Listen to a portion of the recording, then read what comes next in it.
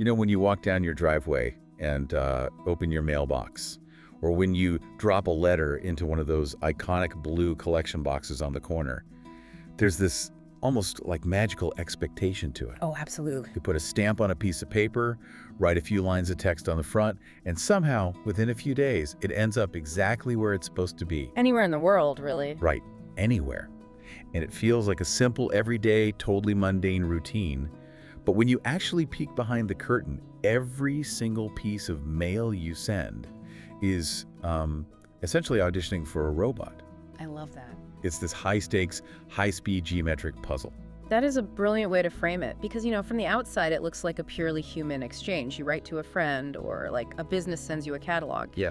But the intermediary, the system that actually connects point A to point B, is a massive, incredibly rigid industrial machine. And in graphic design, or really any kind of visual communication, we often focus purely on aesthetics. We obsess over typography, color theory, the emotional resonance of an image. Sure, the fun stuff. Right. But physical boundaries, logistical realities, and automated systems ultimately dictate whether those brilliant designs ever actually reach human hands. And if you design something that a machine literally cannot process, your design has fundamentally failed its primary function. Yes, it's a failure. Which is exactly what we are focusing on for you, the listener, in this deep dive. Whether you are a graphic designer prepping a massive direct mail marketing campaign, or a small business owner trying to ship products without going bankrupt. Or even just someone sending out very fancy, custom-shaped wedding invitations. Yes, you are going to want to hear this. We are pulling all our insights today from Chapter 11 of the book Graphic Design Reference plus Specification. That's a great resource. It really is. Yeah. And we're focusing strictly on the postal standards outline there. Our mission today is to master the invisible rules of mail design to ensure your pieces arrive safely, quickly, and affordably. Because if you don't understand the physical environment your design has to survive, you're essentially flying blind. You are handing a delicate piece of art over to an industrial factory and just hoping for the best. Which is why we're getting deeply technical today, but in a way that I promise will change how you look at every envelope you ever receive. You'll never look at junk mail the same way again. You really won't. Hey! And just a quick reminder for you, if you want to master these kinds of design specifications, make sure to subscribe to the channel for more deep dives like this. And if you want to have a physical copy of the book we are referencing today, which is a fantastic resource to keep on your desk, you can either scan the QR code on your screen or find the book link right below. Highly recommend grabbing a copy. Okay, let's unpack this. We have to start with the fundamental divide in the postal universe. It's the grand sorting mechanism of the United States Postal Service, the USPS, and it basically boils down to two categories. Right, machinable and non-machinable. Exactly. And those two categories dictate absolutely everything, especially your costs. The USPS bases its rates primarily on whether your mail is, in their exact phrasing, automation compatible. Automation compatible. So let's look at machinable first. A machinable mail piece has to fall within very specific minimum and maximum size specs, right? Correct. It has to be rectangular in shape, it has to be constructed of paper, and it has to be sealed per USPS specifications. And if you hit all those marks, you are rewarded. Right, you get the lower rate. But I want to pause on that rectangular in shape rule. Yeah. Because I picture the USPS sorting facility as this highly efficient, incredibly picky, paper-eating monster. That's pretty accurate, actually. Right. If you feed it a nice rectangular piece of paper, it happily digests it and sends it on its way. But what if I'm a designer and I have this vision for a perfectly square envelope for a high-end gallery opening? Oh, the square envelope. Yeah, because it looks modern, it looks sleek, it really stands out in the mailbox. Why does the machine hate a square so much? The aspect ratio is the hidden trap for a lot of designers. An off-size square envelope might look incredibly cool to human eyes, but a perfect square fundamentally breaks the geometric rules that the machines are calibrated for. How so? Well, the sorting infrastructure of the USPS relies on standardization to process billions of pieces of mail every single year. These machines are pulling paper through at blistering speeds using belts, rollers, optical scanners. Right. And they use the aspect ratio, the proportional relationship between the width and the height, to physically orient the envelope. Oh, I see. The machine expects a long side and a short side. It uses that difference to find the stamp, locate the barcode, and scan the address. If it's a perfect square, the machine struggles to determine which way is up. It literally doesn't know how to hold it. It's like handing a steering wheel to someone but making it a perfect sphere. They wouldn't know where to grab it to steer. That's exactly it. It disrupts the automated flow. And when that automated flow is disrupted, your piece gets violently kicked out of the machine. It becomes non-machinable. Ouch. Yeah, and this category includes those perfectly square envelopes, but also rolls, tubes, and anything irregularly shaped. And because they get kicked out, you are slapped with a surcharge, like a much higher rate. Precisely, because when a piece of mail cannot go through the automated machine, it requires manual human intervention. Someone have to physically touch it. Right, a postal worker literally has to walk over, pick it up out of a rejection bin, look at it, sort it by hand, and route it manually. And human labor costs exponentially more than machine processing time. Makes sense. So when you pay that non-machinable surcharge, you are directly paying for the human hands that have to compensate for your non-standard design. Wow. And, it's not just shape. Material matters just as much. The classification specifies constructed of paper. Right, I saw that. If you try to mail a slab of thin wood or a rigid piece of frosted plastic for a VIP invitation, even if it's perfectly rectangular, it lacks the required flexibility. It won't bend around the rollers. Exactly. It can shatter or it can completely jam the high-speed rollers. Which leads to what I think is the most crucial rule of thumb for any designer or business owner. If you are designing anything that is going to be mailed in bulk, do not rely on guesswork. Never. Always show a folded mock-up to your local post office agent to ensure it meets the guidelines prior to finalizing your design. Yes. I cannot stress this enough.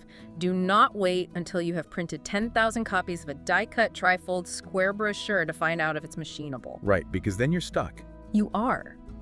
You take a blank, folded, physical dummy made of the exact paper stock you intend to use, and you take it to the post office before you ever send the file to your commercial printer.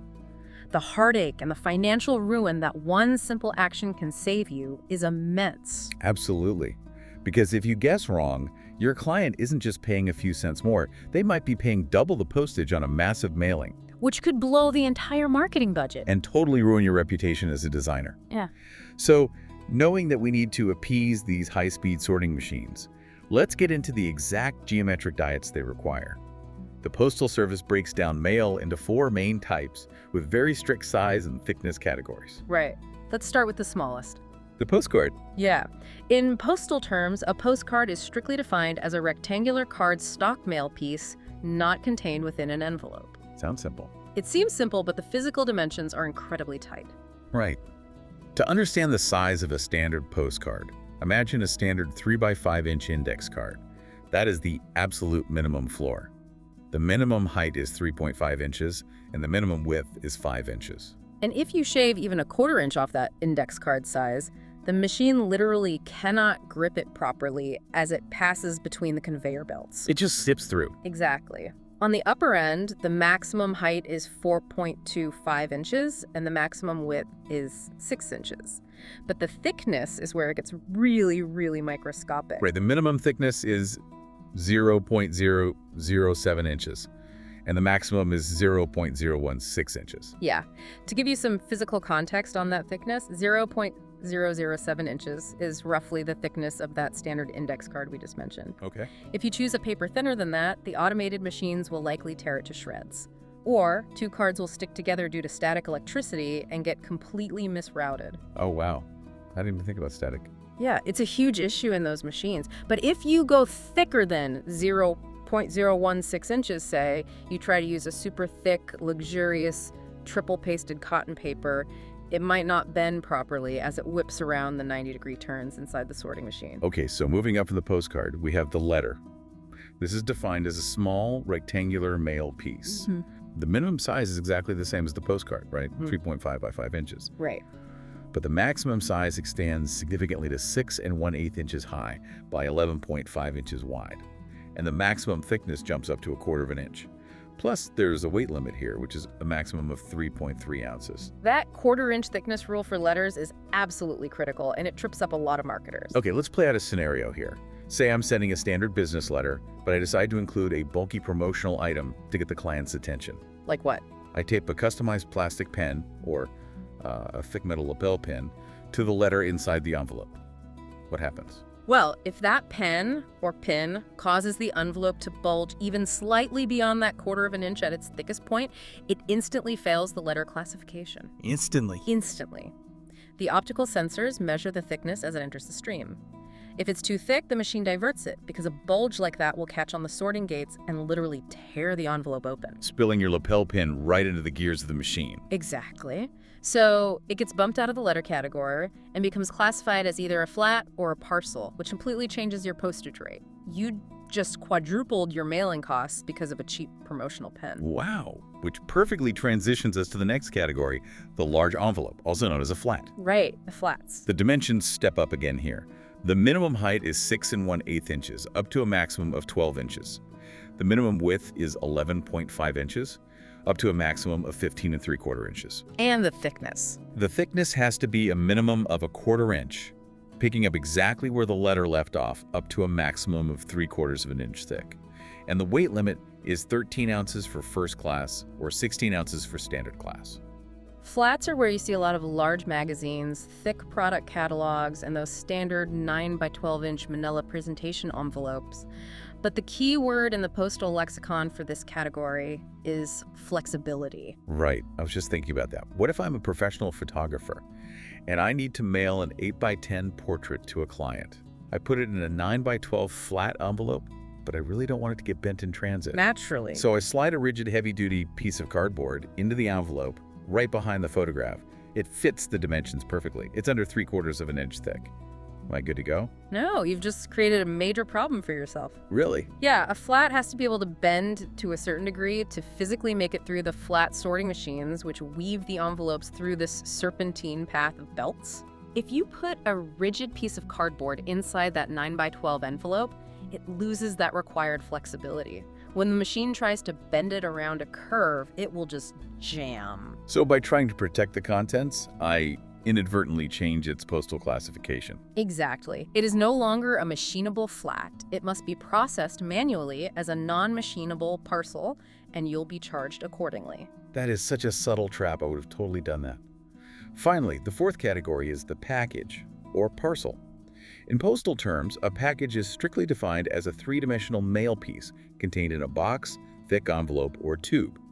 Here, the metrics change completely, right? They do. The maximum weight is a hefty 70 pounds, and for size, it cannot measure more than 130 inches in combined length and girth. Right, combined length and girth. Girth is the distance around the thickest part of the package. It's a volumetric equation used by the Postal Service to ensure that a box isn't just extremely long, like a pole vault pole, or extremely bulky in all directions. Right. It keeps the packages within the physical volumetric limits of their conveyor belts and the cargo space of their delivery trucks. That makes sense. Yeah. Now, I want to circle back to postcards for a minute, because there is a very specific deep dive in the text on postcard paper stock requirements that I found incredibly counterintuitive. Oh, this is a great section. First, there's a thickness caveat. We said standard postcards max out at 4.25 by 6 inches. If your postcard is larger than that, the thickness requirement actually jumps. Right. It must have a minimum thickness of 0.009 inches, or a basis weight of at least 80 pounds. But it's not the thickness that surprised me. It's the grain rule. Ah, yes. Paper grain. It's a fascinating intersection of nature and industrial engineering. Right. The rule is that cards should be printed so that the paper grain is oriented parallel to the long dimension of the card. And I have to be honest, I've always picked paper based on like texture, color, or how it feels in my hand. Sure, most people do. I never once thought about structural engineering. Why does the direction of microscopic wood fibers actually matter to the post office? Well, to understand why it matters, you have to understand how commercial paper is manufactured. Oh. It starts as a wet slurry of water and cellulose wood fibers. That slurry gets sprayed onto a massive, fast-moving wire mesh conveyor belt.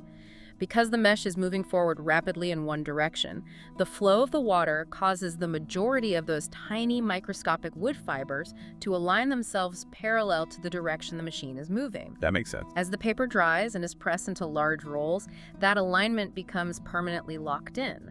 That alignment creates the grain of the paper. Like the grain in a piece of solid wood. Exactly like the grain in a piece of oak or pine.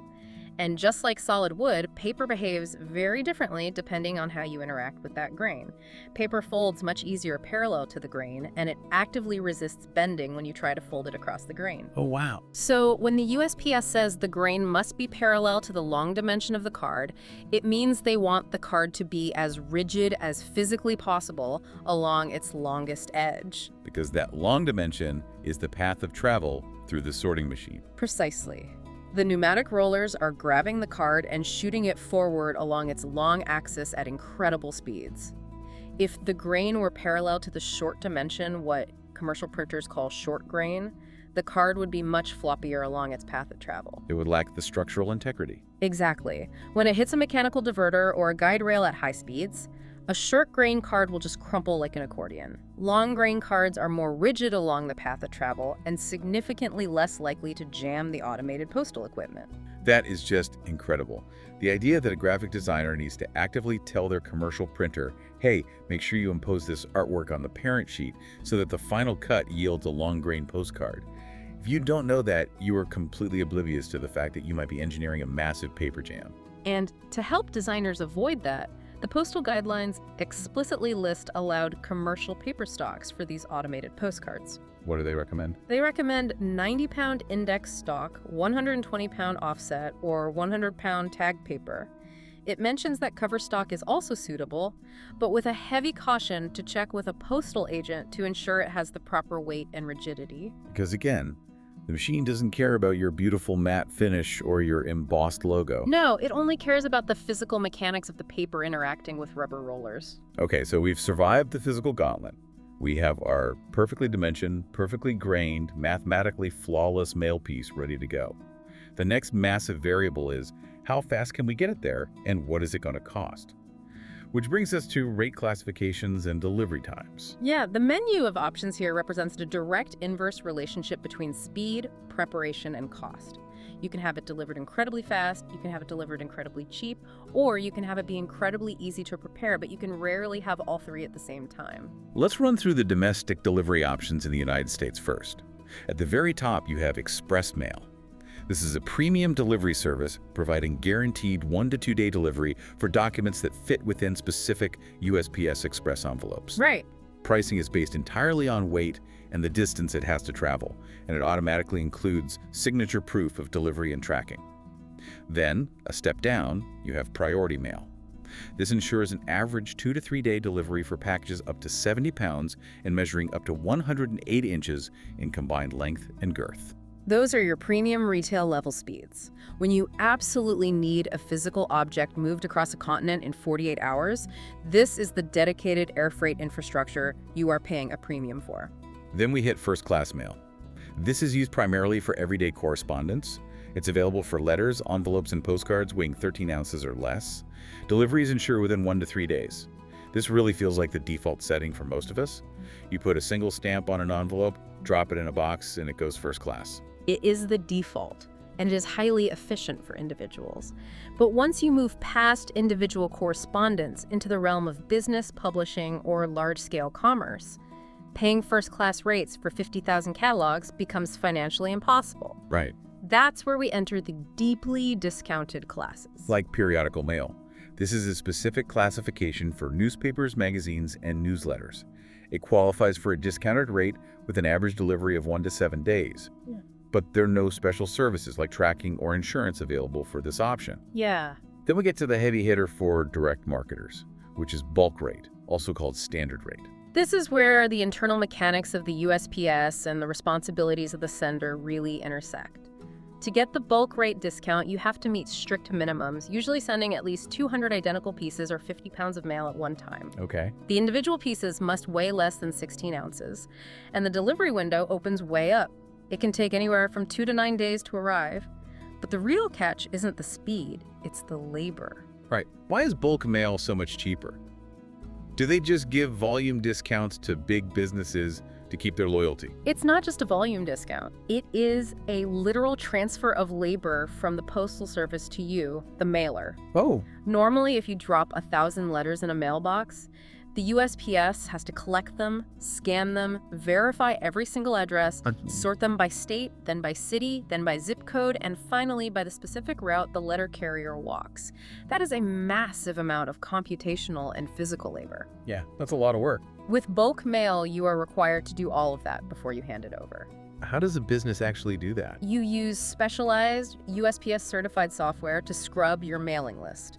The software checks every address against the national database to ensure it's valid, standardizes the formatting, and applies the delivery part barcodes. Wow. Then the software tells you exactly how to physically pack the mail. You literally print out tags and bundle the mail into trays or sacks, sorted by specific zip codes or even by the exact carrier route. That's intense. You put those trays on pallets, shrink wrap them, and drop them off at a bulk mail entry unit. Because you are saving their machines and their workers from having to do that initial massive sorting effort, they pass the operational savings back to you in the form of a heavily discounted postage rate.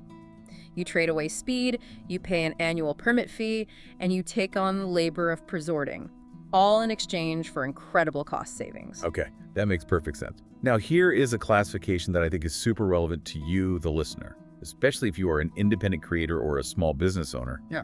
Media mail, also known as the book rate. Yes. It's described as a highly cost-efficient way to mail educational materials: books, sound recordings, videotapes, printed music, CDs, DVDs, and computer discs. The weight limit is up to 70 pounds, and delivery is 2 to 9 days. But there is a massive, strictly enforced caveat. Media mail cannot contain advertising. That caveat is absolute. Media mail was established decades ago as a way to encourage the spread of educational and cultural materials across the country. It is heavily subsidized by the Postal Service to be cheap. But because it is so cheap, people constantly try to abuse it. To prevent that, the USPS regularly and legally opens and inspects media mail packages. Wait, seriously? What if I am a small business owner mailing out a vintage vinyl record to a customer, and I just slip a tiny business card or a small flyer for my upcoming spring sale into the cardboard mailer? How's the post office going to know? Do they actually cut open my tape and look inside? Yes, they absolutely do. When you choose to ship via media mail, you implicitly grant the Postal Service the right to open and inspect the contents for compliance. Postal inspectors pull packages from the media mail stream at random, cut them open, and verify the contents. That's wild. If they find that flyer for your spring sale or even just a product catalog, you have violated the terms. The content must strictly be the educational media itself. So what happens if I get caught with a flyer in my vinyl record shipment? It gets immediately bumped to a higher rate class, usually priority mail or standard parcel post. The Postal Service will either charge your account for the difference, or, even worse, they will deliver the package to your customer and demand that the customer pay the postage due before handing it over. Oh no. Yeah, it is an incredibly embarrassing and terrible customer experience that will likely cost you that client forever. That is a stark warning. Keep the ads out of the books. Now, before we leave domestic mail, there is one critical rule about how you actually hand heavier mail over to the USPS, the collection rule. Ah, yes. If your package weighs less than 1 pound, you can drop it into any standard blue collection box on the street. But anything over 1 pound must be handed directly to your letter carrier or taken physically into a post office. This rule was implemented strictly for safety and security reasons, specifically to trace the origins of heavier, potentially dangerous packages. It prevents anonymous individuals from dropping heavy, untraceable items into public street boxes. Okay, that makes sense. If it's over 1 pound, it requires a human handoff, usually capturing video footage at the retail counter or a direct interaction with a carrier. It brings accountability back into the system. Let's look globally for a second. Yeah. We have international delivery rates. There's Global Express Guaranteed, which gets to more than 200 countries in just 2 to 3 days. Then Global Express Mail, 3 to 5 days to 190 plus countries. And Global Priority Mail, an economical option delivering in 4 to 6 days to over 50 countries, limited to 4 pounds. It's staggering to think about the logistics required to guarantee a physical object can move from a desk in Ohio to a doorway in Tokyo in 72 hours. It really is. But we will touch on how that international magic actually works a bit later. Right now, besides speed, sometimes you need peace of mind. What if you're mailing an original, one-of-a-kind piece of artwork to a gallery, or a vital signed legal contract? That brings us to extra USPS services and packaging standards. The USPS offers a suite of add-on services that act as an overlay to the standard delivery classes we just discussed. They provide varying levels of security, accountability, and financial insurance. Let's run down the options. First is COD, or collect on delivery. This allows the Postal Service to literally collect the postage and the price of an item from the recipient at the door and then send that money back to the mailer. But the addressee must have ordered the goods. You can't just surprise someone with a bill. No, you definitely can't. It's an older system predating widespread credit card use, but it's still highly relevant for certain types of direct-to-consumer businesses where trust needs to be brokered by the delivery agent. Then we have a crucial distinction that trips people up all the time. Certified mail versus delivery confirmation or signature confirmation. This is a big one. Delivery and signature confirmations do exactly what they sound like. They provide the date and time of delivery or attempted delivery, and they get a signature. But certified mail goes a step further. It provides proof of mailing at the time of mailing, as well as the date and time of delivery. Why is that distinction so important? That proof of mailing is legally significant. Think about filing a time-sensitive legal motion, or mailing a tax return before the midnight deadline, or sending a tenant an eviction notice. Oh, I see. Proving that you handed the document to a government agent on a specific date before a deadline is just as important as proving it eventually arrived. Certified mail creates a verifiable, time-stamped chain of custody from the very first second it leaves your hands. And if you are mailing something truly valuable like a Rolex watch or a stack of bearer bonds, you step up to registered mail. This provides maximum security. It includes the proof of mailing and delivery, but crucially, insurance up to $25,000 can be added.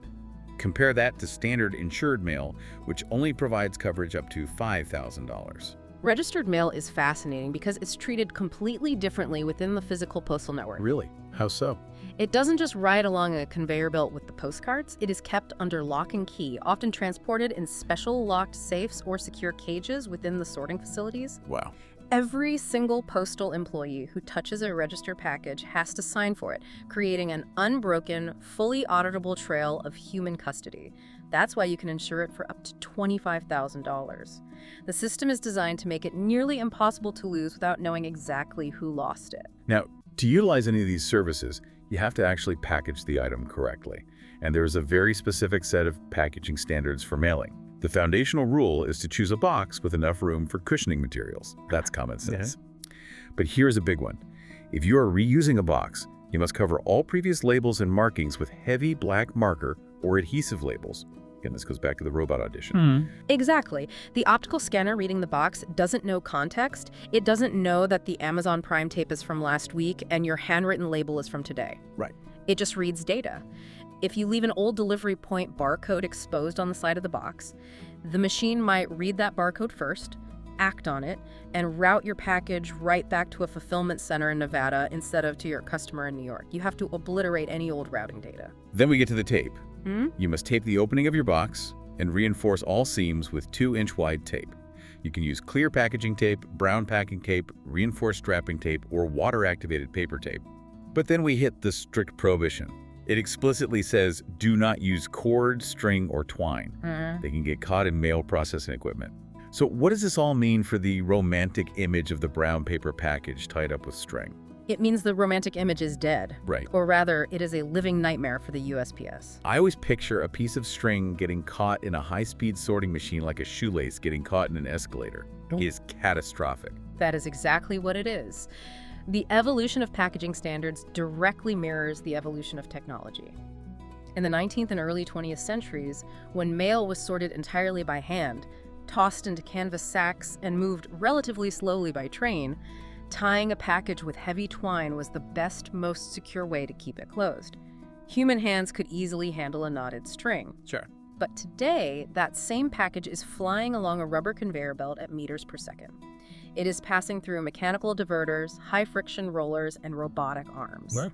If a loose piece of twine snags on a spinning roller, it doesn't just rip your package open. That twine will wrap around the machinery, tighten like a tourniquet, seize up the steel bearings, and shut down a sorting line that processes tens of thousands of packages an hour. Oh my. A mechanic has to come out, lock down the machine, and physically cut the string out of the gears. Nostalgic packaging materials have been rendered entirely obsolete by the sheer velocity of modern infrastructure. So cut the string. Use the 2-inch tape. Taping a box tightly keeps it from destroying a physical sorting machine. But physical shape is only half the battle. Once the package survives the physical rollers, it still has to survive the digital lasers. How does the machine actually read where this perfectly taped box or beautifully designed envelope is going? This brings us to label standards for automated mailing. And this is where the graphic designer really has to compromise their artistic vision with the machine's strict requirements.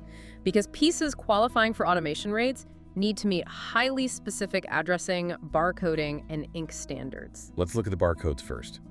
To receive automation rates for cards, letters, flats, and parcels, all pieces in a mailing must have a delivery point barcode.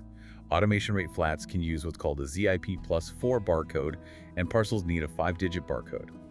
And as we discussed with bulk mail, software is available to print these directly from your mailing lists. Right. But it's the address printing rules that I found incredibly restrictive, yet entirely logical once you explain them.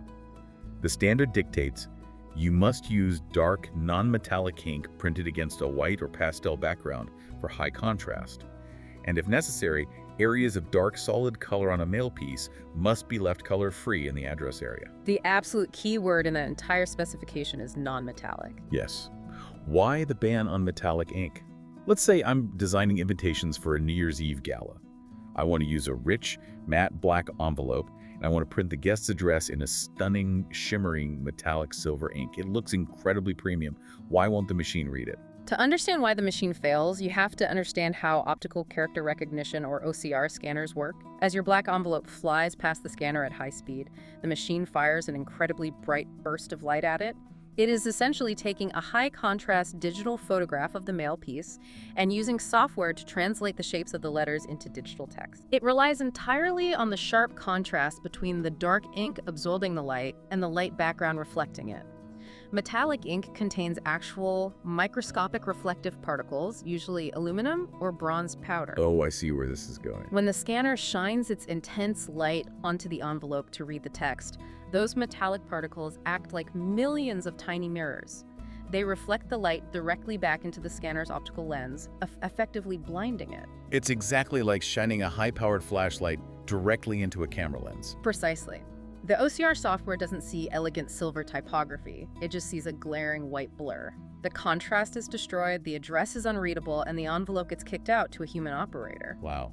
And the exact same physics applies to a high-gloss varnish. If you coat your beautiful catalog cover in a high-gloss finish, the glare obscures the contrast. That's why the Postal standards mandate that you must design a varnish-free zone, often called a knockout, where the raw, unvarnished paper is exposed purely for the address block. You are designing an interface for a laser, and lasers hate glare. There's another rule for the OCR scanners. Addresses cannot slant or skew more than 5 degrees relative to the bottom edge of the mail piece.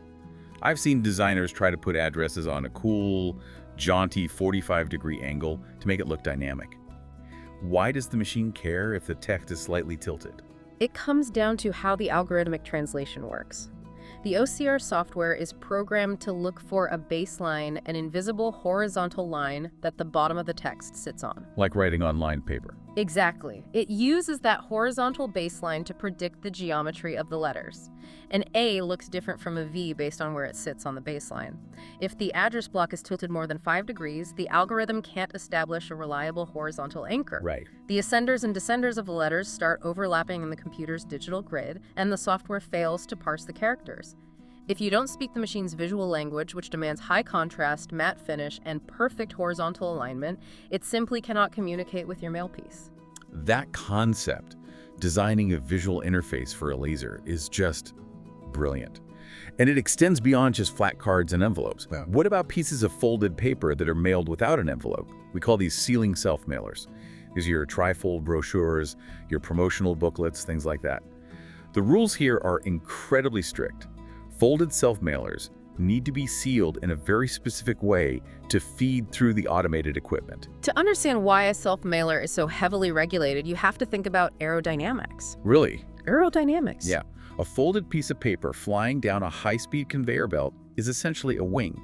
The ambient air resistance is going to catch any open, unsealed edge.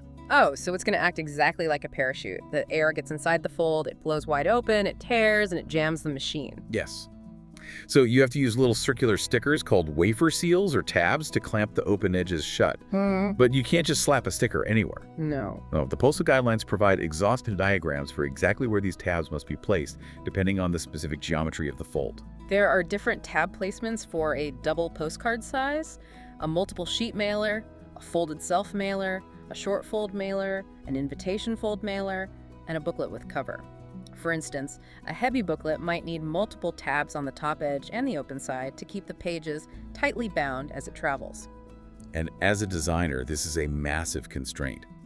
The placement of those tabs is heavily researched by postal engineers to neutralize the aerodynamic drag of different folding patterns. Yeah. You have to incorporate those exact tab locations into your layout. Right. You can't put crucial promotional text or a beautiful face in a photograph, right, where the recipient is going to have to rip open a sticky, opaque wafer seal. You have to design the empty space around the mechanics of the seal. Exactly. The empty space is just as functional as the printed space.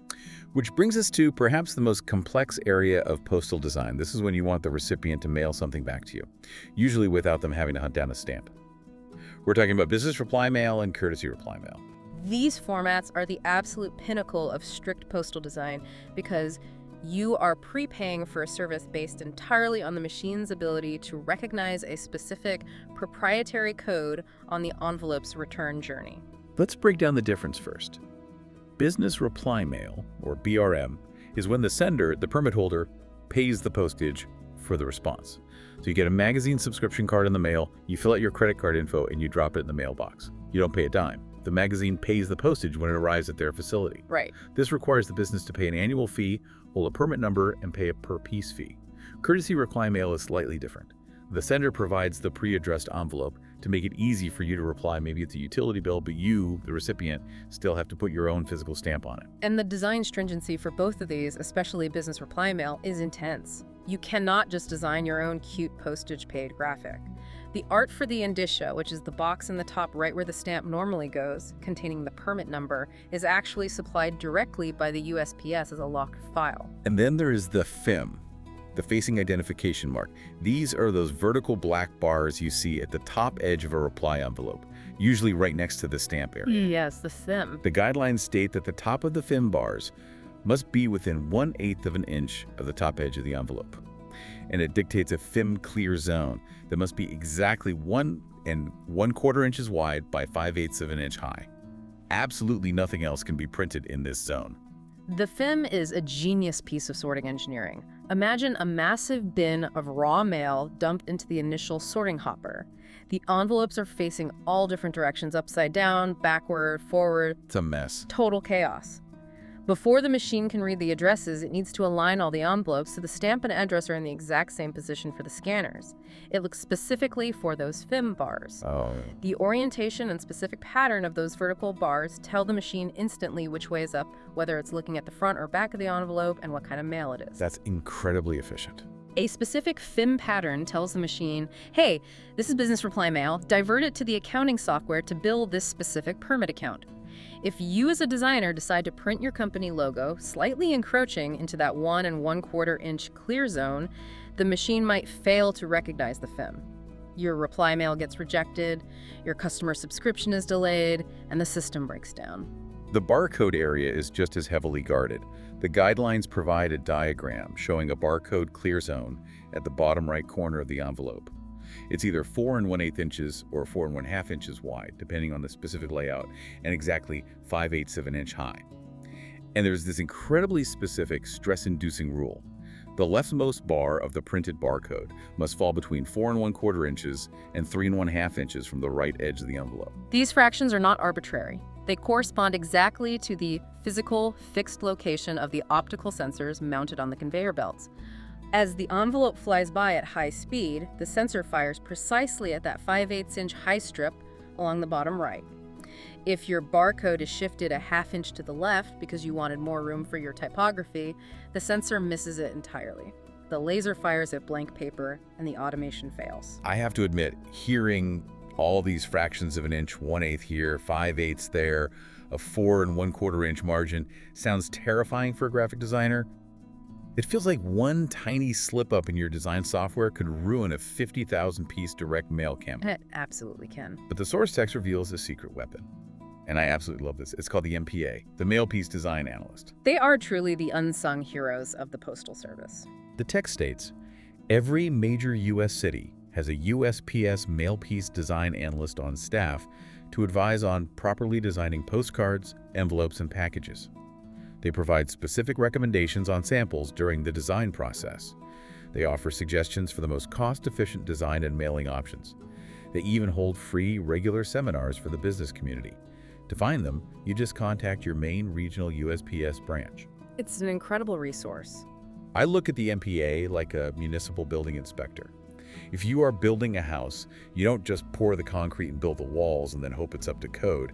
You have an inspector check the blueprints first. The MPA checks your design blueprints for free before you spend thousands of dollars on printing. That is a perfect analogy, but it raises an important question.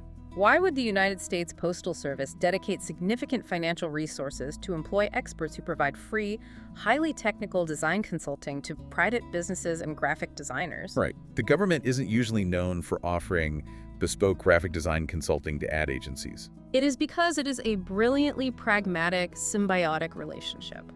An upfront investment by the USPS to help a designer get the layout geometrically perfect saves the Postal Service millions of dollars in operational costs down the line. Oh, that makes total sense. If an MPA spends 1 hour reviewing an ad agency's layout for a 2 million piece mailing and catches a barcode that is 1/4 inch too high, they just prevented 2 million envelopes from jamming the machinery, requiring manual human sorting and delaying the entire regional network. Wow. The free advice pays for itself exponentially in operational efficiency.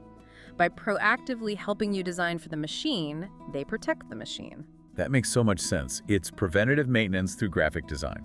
But while your local MPA is your absolute hero for domestic mail, the rules of the postal world are always changing, and mail constantly crosses international borders. Where do we go to stay updated on all of this? We need to look at postal websites and the global network. Because postal regulations, rates, and international treaties are constantly in flux, maintaining access to the most current information is vital. The book provides a directory of websites that are essential for tracking procedures, calculating current rates, and downloading those strictly measured, updated design templates. Of course, the primary one for domestic mail in the United States is USPS.com. But the text expands globally. It lists the Universal Postal Union, or UPU, at up.int. It describes the UPU as a specialized agency within the United Nations that coordinates worldwide postal services. The Universal Postal Union is actually one of the oldest international organizations in the world, founded way back in 1874. Really? Yeah. To understand its importance, you have to imagine what international mail was like before it existed. If you wanted to send a letter from Paris to Tokyo in 1850, you had to calculate and attach different postage for every single country the letter passed through on its journey, based on a tangled web of varying bilateral treaties. That sounds like a nightmare. The letter would be stopped at every border to assess tolls. It was a logistical nightmare. The UPU standardized everything. They created a single, unified postal territory among member nations. Wow. It is the sole reason you can put a single domestic stamp on a letter, pay an established international rate, drop it in a box in Chicago, and trust that every other sovereign country on Earth will honor that postage and move it forward to its destination without demanding more money at the border. It's a staggering miracle of international cooperation. The text also mentions PostInfo at postinfo.net, which is dedicated to international mailing information. But what really struck me is the list of international postal service websites included in the source material. It lists dozens of them. You have major national players like Royal Mail in the United Kingdom, which the text notes includes a highly useful finder for postcodes and local post offices.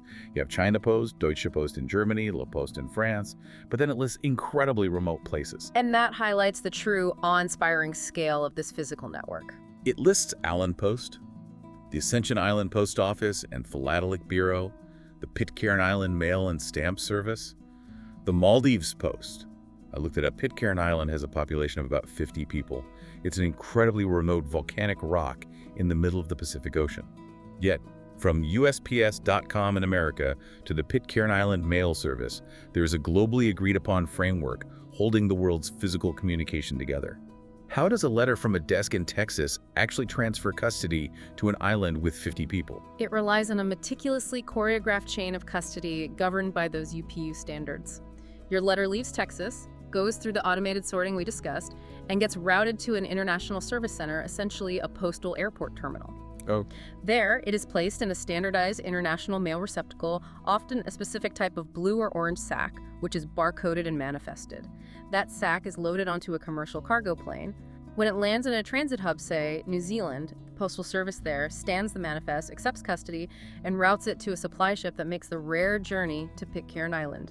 Because the dimensions, the weight, and the addressing format were standardized back in Texas, the handling equipment in New Zealand can process it just as easily. The UN literally has a department just to make sure a postcard from Texas, adhering to that 0.007-inch minimum thickness rule, can survive the multimodal journey across oceans and reach a tiny island. If we synthesize everything we've talked about today, it is profoundly moving. Despite the overwhelming rise of digital communication emails, instant messaging, high-definition video calls, the physical mail system remains a vital, tactile global lifeline, and it requires an incredible level of international diplomacy, standardized engineering, and logistical harmony to function. The websites provided in the text aren't just hyperlinks, they are portals into the global logistics backbone.